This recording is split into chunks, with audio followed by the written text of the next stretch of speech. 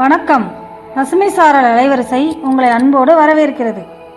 இந்த சேனலுக்கு நீங்கள் புதிய நண்பர்களாக இருந்தால் மறக்காமல் சப்ஸ்கிரைப் பண்ணுங்கள். கூடவே கீழே இருக்கிற பெல் பட்டனையும் அழுத்துங்கள். உணவாகவும் நாம் பயன்படுத்துறதுனால என்ன நடக்கும் அப்படின்னா நமக்கு செலவு குறையுது, வருமானம் கூடுது, இந்த பொருள் வீணா போறது தடுக்கிறோம். அது ஏகப்பட்ட நன்மைகள் இருக்கு. அதனால போற்றி கைலை மலையாரே போற்றி போற்றி. ஓம் நம சிவாய சிவாய நமோ. இது முன்னெடுத்த எல்லாருக்கும் என்னுடைய நன்றி, என்னுடைய வணக்கங்கள். எங்க வீட்லயுமே நல்லா இருக்கு. நான் ஒரு பிஎஸ்சி அக்ரி கிராஜுவேட். ஆனா நம்ம என்ன பண்ணணும் அப்படின்னு யோசிக்கிறப்போ பிராக்டிக்கலா நம்ம என்ன பண்ணணும் அப்படிங்கிறதுக்கான எல்லாத்தையும் நம்ம காலேஜ் கற்றுக் கொடுக்கறது இல்லை. இந்த மாதிரி விழாக்கள் தான் அதை கற்றுக் கொடுக்குது அப்படின்னு நான் நம்புறேன். அது போக பலாவுக்கு ஜியோகிராபிக்கல் இண்டிகேஷன் புவிசார் குறியீடு வாங்குறதுக்கும் இவங்க நிறைய முயற்சிகள் பண்ணதான் நான் கேள்விப்பட்டேன். அதுக்கும் என்னுடைய வாழ்த்துக்கள். ஏன்னா புவிசார் குறியீடுங்கிறதோட முக்கியத்துவம் நுகர்வோருக்கும் சரி விவசாயிகளுக்கும் ரொம்ப முக்கியமானது. நம்மளோட பலாவை யாரும் எக்ஸ்ப்ளாய்ட் பண்ணிடாம பெரிய கார்பரேட் கிட்ட அது போயிடாம அதோட தனித்துவத்தை நம்ம பாதுகாக்க அது ரொம்ப முக்கியமானது. ஸோ அதை பண்ண எல்லாருக்கும் என்னுடைய வாழ்த்துன்னு சொல்ல வயதில்லை, என்னுடைய நன்றிகள். நான் ரொம்ப கடமைப்பட்டிருக்கேன் இந்த செப்பெடுக்க எல்லாருக்கும். ஸோ இப்படி ஒரு நிகழ்வை ஆர்கனைஸ் பண்ண எல்லாருக்கும் என்னுடைய நன்றி. என்னை கூப்பிட்டு பேச கொடுத்ததே நான் ரொம்ப மரியாதையாக நினைக்கிறேன். என்னுடைய நன்றி. அதுக்கு அந்த சிறப்பு கிடைக்கிற மாதிரி இப்போ ஒரு விழா நடக்கிறது உண்மையிலே ஒரு சந்தோஷமான விஷயம் தான். அப்புறம் பலா பொறுத்த வரைக்கும் பார்த்தோம்னா கிட்டத்தட்ட 2000 கோடி கிட்ட வேஸ்டேஜாகவே போகுது வருஷத்துக்கு. 2000-3000 கோடின்னு சொல்கிறாங்க. நம்ம பக்கத்தில் பெரிய வருவாய் ஈட்டும் ஒரு விவசாய தொழிலாக இருக்கும்போது ஏன் இவ்வளோ வேஸ்டேஜ் ஆகுதுன்னு தெரியல. அதெல்லாம் சீர் செய்கிற மாதிரி இந்த முன்னெடுப்பு கண்டிப்பாக இருக்குன்னு நம்புகிறேன். அடி நான சுடுவோம் சுடுவோம் புண்ண போட்டு கோயில சுடுவோம் துப்பாக்கி வேட்டக்காரடி அடி புல்லா பெண்ணே கோயில வந்து தப்பா சுடுவோம் பாரடி.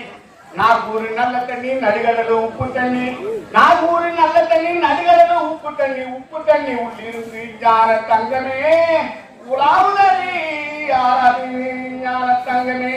ரோட்டோர வீட்டுக்காரி ரோசாப்பு சீட்டுக்காரி, ரோட்டோர வீட்டுக்காரி ரோசாப்பு சீட்டுக்காரி, காலோர ரோட்டக்காரி காசி வாங்கி கட்டிக்காரி துப்பாக்கி வேட்டக்காரடி அடி புல்லா பெண்ணே கோயில் வழிய தப்பா குருவம் பாருடி.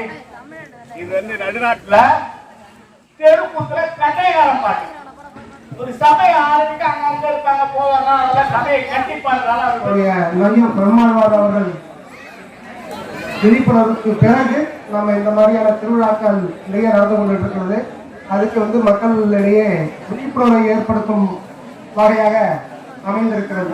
இந்த நடுநாட்டிலே நடந்து கொண்டிருக்கிற பலா திருவிழா நடுநாடுன்னு சொல்லும்பொழுது எனக்கே நடுநாடுனா எதுன்னு தெரியாம இருந்தது. அப்பதான் ஒரு முறை கண்மணி அண்ணன் கேட்கும்பொழுது அப்பதான் சொன்னாங்க அவங்க இப்ப ஏற்கனவே சொன்ன மாதிரி சோழ நாட்டுக்கும் தொண்டை மண்டல நாட்டுக்கும், அதாவது திருவண்ணாமலைக்கும் சோழ நாட்டுக்கும் நடுவில் இருக்கக்கூடிய பகுதி இது நடுநாட்டு பகுதி அப்படின்னு. அப்ப நடுநாட்டு பகுதியில நம்ம எல்லாம் இன்னைக்கு வாழ்ந்து கொண்டு இருக்கிறோம். இந்த நடுநாடு பல வகை ஒரு சின்ன பழக்கம். பூச்சியை பார்த்தாலே போட்டு தள்ளணும். பூச்சிக்கு என்ன செய்யறது அப்படின்னு ஒரு விவசாயி முடிவெடுத்தாருன்னா நேர கடையில தான் போய் நிற்கிறார். அந்த கடையில அந்த டப்பாவுக்கு அவர் என்ன பேர் சொல்லி வாங்குறாரு? பூச்சி மருந்து டப்பா கொடு, வயலுக்கு பூச்சி வந்துருச்சு அப்படின்னா பூச்சி மருந்துக்கு பேர் சொல்லி வாங்குற பழக்கம் எல்லாம் விவசாயிகிட்ட கிடையாது. இன்னும் எந்த பூச்சிக்கு என்ன மருந்து அடிக்கணுங்கிறதெல்லாம் விவசாயிக்கு தெரியாது. கடையில என்ன கொடுக்குறாங்களோ அதுதான் மருந்து. அப்படின்னா ஆக்சுவலா என்ன செய்யணும்? மருந்து. நான் பங்கேற்கிறது இந்த வருஷமும் நான் இந்த திருவிழாவில் பங்கேற்க வேண்டும் என்பதற்காகவே வந்திருக்கிறேன். பலாப்பழம் என்று சொன்னால் அதை பற்றிய சரியான ஒரு விழிப்புணர்வு இல்லாத நிலையில்தான் இன்றைக்கு நாம் இருந்து கொண்டிருக்கிறோம். பலாப்பழம் சாப்பிடாதீங்க. அப்ப இந்த அரிசியை சாப்பிடுறது நம்முடைய முன்னோர்கள் நம்மாழ்வார் பண்றவர்கள் பல நெல் ரகங்களை, பாரம்பரிய நெல் ரகங்களை ரொம்ப கஷ்டப்பட்டு போராடி திரும்ப மீள் உருவாக்கம் செய்து விவசாயத்தை கொண்டு வந்தாங்க. அப்படியான அரிசியாக இருக்கக்கூடிய கருப்பு கவுனி அரிசி. என்ன அரிசி? கருப்பு கவுனி அரிசி. இந்த கருப்பு கவுனி அரிசியை நீங்க உணவாக எடுத்துக்கொள்ளலாம். கம்பு, கேழ்வரகு, வரகு, சாமை, திணை இந்த மாதிரியான சிறுதானியங்கள் இதையும் உணவா எடுத்துக்கலாம். இந்த சிறுதானியங்கள் பக்கமும் கருப்பு கவனி அரிசி பக்கமும் இன்னும் பில்ஸ் கண்ணு வைக்கல் அப்படின்னு நினைச்சிட்டு இருக்கிறோம்.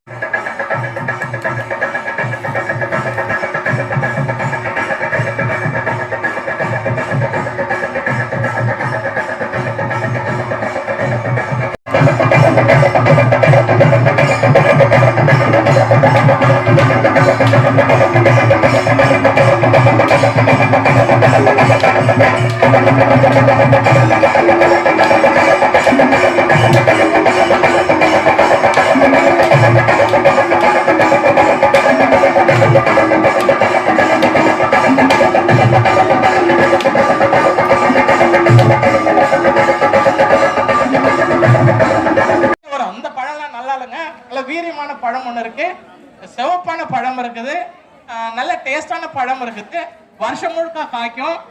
சொன்னோம்னா அதுலயும் பால்டாயில ஊத்துறான், அதுலயும் பால்டாயில ஊத்துறான். ஜெனட்டிக்கலி மாடிஃபைடு புதிய ரக கருப்பு கவுனி அரிசியை கோயம்புத்தூரில் இருக்கக்கூடிய விவசாய பல்கலைக்கழகம் 4 ஆண்டுகளுக்கு முன்பாக அனுமதித்திருக்கிறது. அந்த அரிசியை அந்த நெல்ல விவசாயிகளுக்கு அவங்க விற்பனைக்கு கொடுக்குறாங்க. இந்த நெல்லை நாங்க ஃப்ரீயா கொடுக்குறோம். யார் சொல்றது?